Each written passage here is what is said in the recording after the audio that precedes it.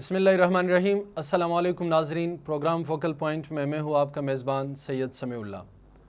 ناظرین کرام، دنیا میں مختلف ممالک اپنے قومی مفاد کے حصول کے لیے اتحادات بناتے ہیں، اور جب ان کا مفاد پورا ہو جاتا ہے تو پھر وہ اتحاد یا تو بے اثر ثابت ہوتے ہیں یا پھر ٹوٹ جاتے ہیں۔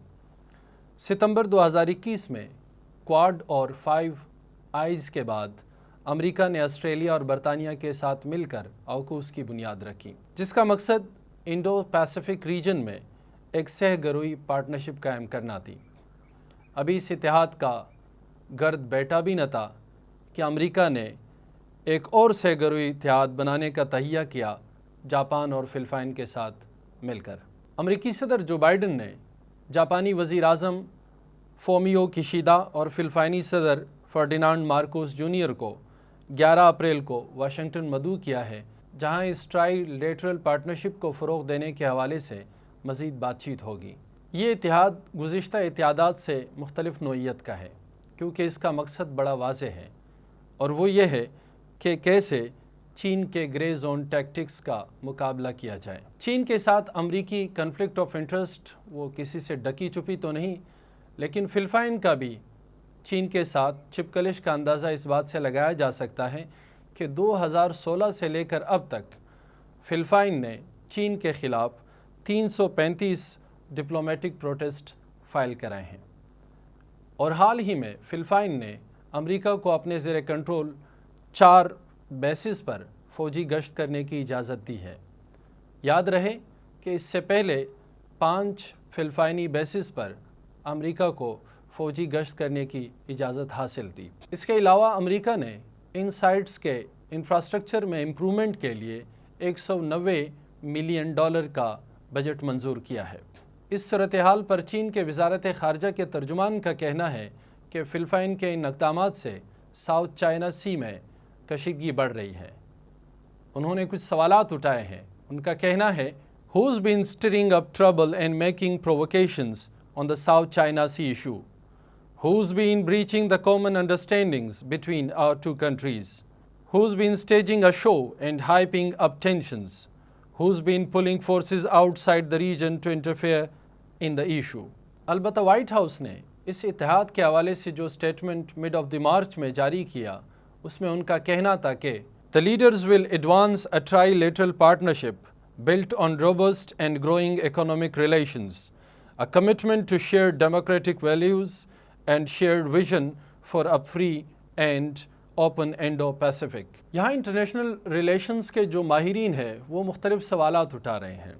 ان کا کہنا ہے کہ کیا امریکہ جو ایک طرف روس کے خلاف یوکرین کی مدد کر رہا ہے، جبکہ دوسری طرف غزہ کے معاملے میں وہ اسرائیل کا بڑھ چڑھ کر ساتھ دے رہا ہے، کیا وہ امریکہ ایک تیسرے محاذ پر بڑھنے کے لیے تیار ہے؟ اگر ضرورت پڑنے پر امریکہ فلپائن کی اس طرح سے مدد نہیں کرتا جس طرح کہ اس سے توقع کی جا رہی ہے، تو خدشہ یہ ہے کہ نہ صرف اس اتحاد کو خطرہ لاحق ہوگا، بلکہ انڈو پیسیفک ریجن کے حوالے سے جتنے بھی اتحادات بنے ہیں ان تمام کے ممبرز میں ایک طرح سے بے یقینی کی لہر اٹھے گی، جو یقیناً اس خطے کے لیے نیک شگون نہیں ہے۔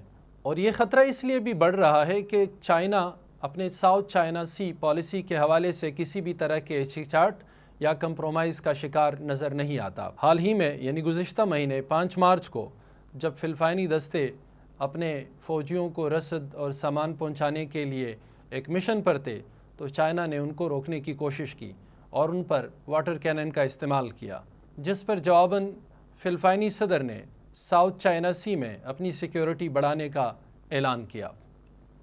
ناظرین کرام، اس تمام تر صورتحال سے یہ اندازہ لگانا زیادہ مشکل تو نہیں کہ کمنگ ڈیز میں ساؤتھ چائنا سی کی صورتحال براہ راست، جبکہ اس کی وجہ سے پوری دنیا کے معاملات بالواسطہ طور پر متاثر ہونے کا ایک خدشہ موجود ہے۔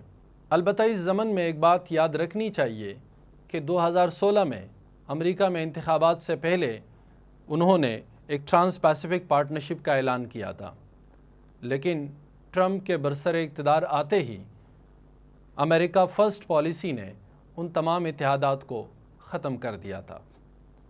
اب اس اتحاد کے حوالے سے بھی یہ سوال ذہنوں میں اٹھتا ہے کہ کیا یہ انتخابات کے بعد یہ اتحاد برقرار رہ پائے گا یا پھر ٹرانس پیسیفک پارٹنرشپ کی طرح یہ اتحاد بھی ختم ہو کر رہ جائے گا۔ ناظرین کرام، بات جو بھی ہو، لیکن یہ صورتحال دنیا کے تمام بڑے پاور سے یہ تقاضا کرتے ہیں کہ وہ سب مل بیٹھ کر اقوام متحدہ یا کسی بھی دوسرے فورم پر بامعنی مذاکرات کریں اور ان کی ٹاپ پرائیورٹی گلوبل سیکیورٹی کو محفوظ بنانا ہو۔ پروگرام فوکل پوائنٹ میں سر دست اتنا ہی۔ اللہ نگہبان۔